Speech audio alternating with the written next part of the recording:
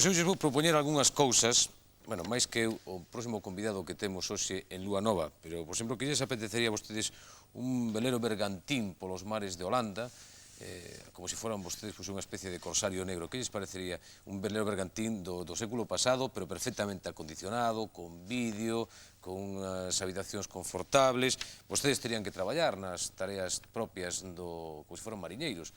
Pero imagínense vostedes, que lles parecería, por exemplo, un descenso nunha chalupa polo Nilo? Non estaría nada mal.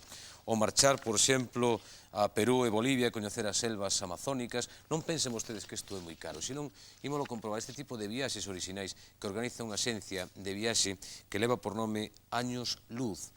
Daniel Wagman, un americano, está esta noite aquí con nos en Lúa Nova para contarnos en que consiste esta organización de viaxes tan orixinais como os que les fan. Daniel, buenas noches. Buenas noches. Muchas gracias por estar en nuestro programa. ¿Años Luz es una agencia de viajes o no es una agencia de viajes? ¿Es una cosa típica? Cuéntanos un poco, ¿en qué consiste esto? Bueno, yo no sé qué tipo de adjetivo. Organizamos viajes que nos apetece, pensamos que con algunas ideas, bueno, supongo son un poco peculiares algunos o originales, sí. Pero bueno, sí, agencia de viajes somos, no sé qué. Por ejemplo, ¿en qué consiste esto del velero bergantín, como aquel de Espronceda, ¿no? Este es un viaje que me gusta mucho. En Holanda, antes todo el transporte por la costa se hacía en barcos de vela.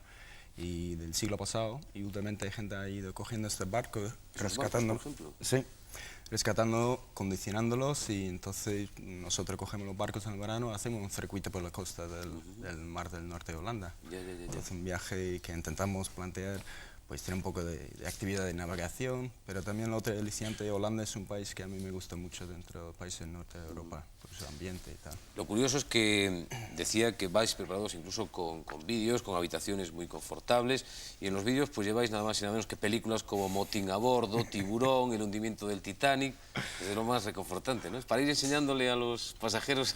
Sí, bueno, yo creo que el viaje siempre nos gusta provocar un poco a la gente. Yo creo que el viaje en sí es una provocación para todos nosotros, entonces nosotros también ayudamos a provocar un poco a los viajeros. ¿Y la gente tiene que realizar las faenas típicas de un marinero que tuviese que viajar en aquella época, por ejemplo? Sí, en este viaje, como casi todos los viajes que hacemos, requiere bastante participación de la gente. Tanto en este viaje y otros, por cruzando África, que no es un viaje simplemente donde la gente va pasiva, a la espera, todo hecho. La gente tiene que participar, o sea, en este viaje en las faenas de navegación, otro viaje cruzando África, pues preparando la ruta, la comida y todo. Por ejemplo, ese descenso por el Nilo, en una falúa, ¿cómo hacéis eso? Este es dentro de un viaje, es un viaje de un mes que hacemos con un vehículo acondicionado. Muchos de los viajes que hacemos son con nuestros propios vehículos, que están, pues tiene cocina, literas, que permite alguna cosa, una flexibilidad enorme en la ruta. No estamos sujetos a ningún ritmo preorganizado. Nos podemos ir donde queremos, incluso llegar a sitios donde no hay ningún tipo de infraestructura, porque muchas veces, yo creo, el turismo clásico está muy atado a determinados sitios donde hay hoteles y carreteras. En este vehículo podemos ir a sitios donde tiene mucho interés, pero a lo mejor no están clasificados como sitios de reconocida fama turística. Entonces, dentro de este viaje, un mes por Jordania y Egipto, incluye 3 o 4 días bajando el Nilo en falúa, que todavía es el tipo de barco que es importante para los egipcios, para todo transporte en el Nilo. Lo que sí no tiene ninguna fama o prestigio como país turístico es precisamente Vietnam.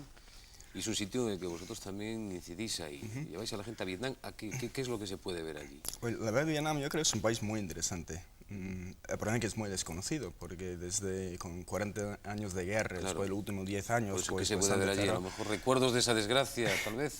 No, primero naturaleza, tiene alguna zona naturaleza impresionante, todavía tiene un legado histórico-cultural bastante peculiar, es una civilización muy antigua y muy especial, único.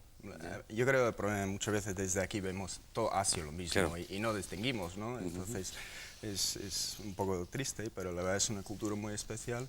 Y por otro lado, yo creo que su propia historia es muy único y un pueblo bastante... Yo como un norteamericano, para mí desde pequeño Vietnam pues era todo un símbolo. Es un pueblo muy digno y una historia muy interesante, y a ellos les interesa mucho que la gente vaya a visitarles, y muy agradecido que la gente va y muy amables con la gente que visita. Y Estados Unidos, que es otro país que visitan, pero no se van precisamente pues a a descansar allí a Nueva York o se van a Las Vegas a pasar noches formidables. Aparte de ir ahí también, después se van a visitar a los indios, a la selva de Indias, se bajan ustedes por el Gran Cañón y suben después, Sí, que se eso es lo puede, peor, sí. ¿no? Porque ahí no queda más remedio que bajar a pie y subir a pie. Sí, bueno, te pueden rescatar con burros, pero te cobran bastante si no eres capaz de salir andando. Pues es que yo soy norteamericano y siempre me ha sorprendido, es cierto, las imágenes que llegan aquí son abrumadoras, las imágenes de la vida en los Estados Unidos, y yo creo bastante parcial y bastante falso en muchas formas. Incluso los propios norteamericanos llegan a ellos imágenes a través de televisión que también no dan una idea de la diversidad de aquel país. Entonces, este viaje que planteamos intentar enseñar algunos aspectos de la vida del norteamericano. ¿Que van en autobuses como estos? Sí, es algo parecido, es muy parecido, y en el viaje es curioso porque el autobús es una especie de interior, es una plataforma con colchones, entonces es una especie de salón acolchonado que por un lado también permite una enorme convivencia, no hay barreras dentro del vehículo, es como un salón, porque la convivencia es bastante importante, y otra vez con este vehículo podemos ir donde queremos, entonces hacemos una ruta. Yo he ido ya un par de veces con grupos y yo intento llevarla a conocer algunas poblaciones pues marginales o desconocidos, como los Amish, por ejemplo, que salen en la película este Último Testigo, ¿no? Una secta religiosa muy curiosa en Pennsylvania que vive como en el siglo XVII. Los propios tribus indios, que algunos todavía mantienen muy viva y su cultura, su idioma. Y la otra cosa, algunas zonas de naturaleza que son bastante impresionantes.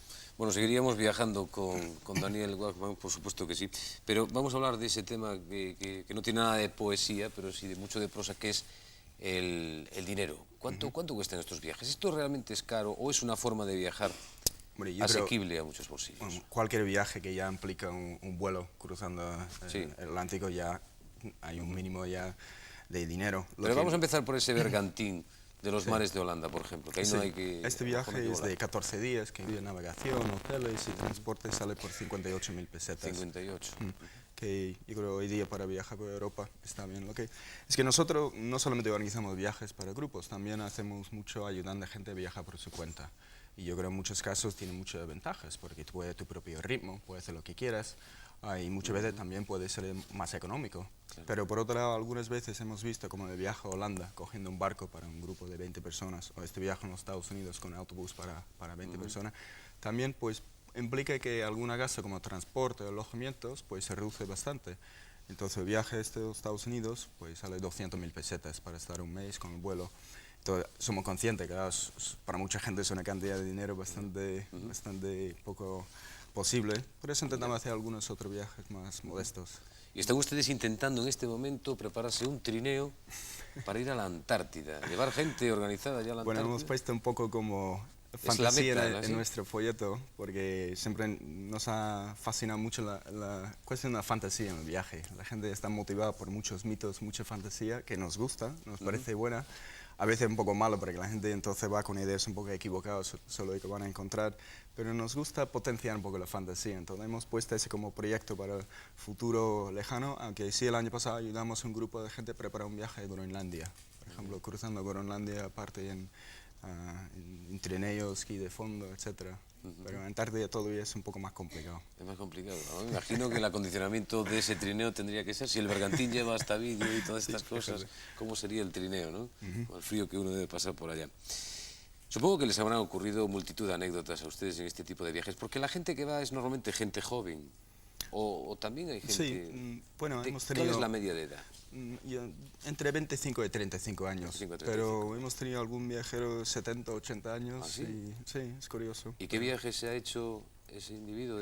Pues hemos tenido el año pasado 2 mujeres, 70 años, con mucha marcha, a un viaje a la India.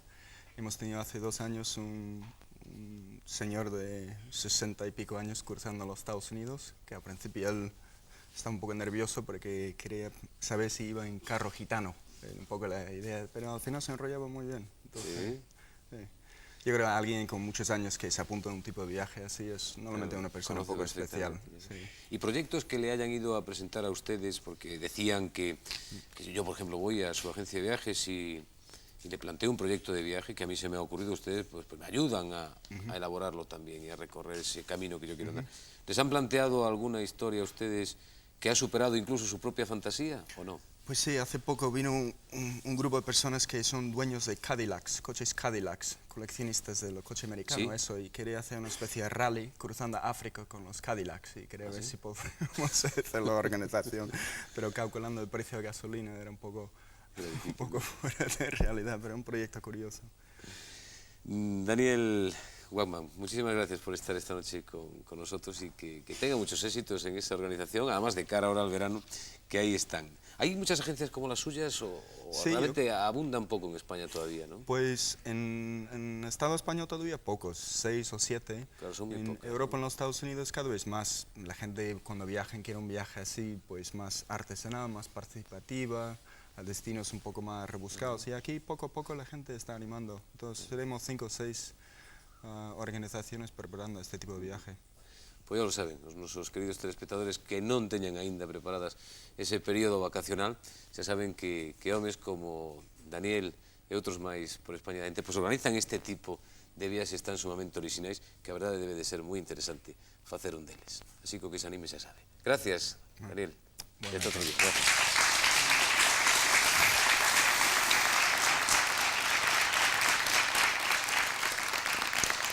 Son as 10:30 casi xa da noite e voltamos de novo a publicidade e despois seguimos aquí en Lúa Nova.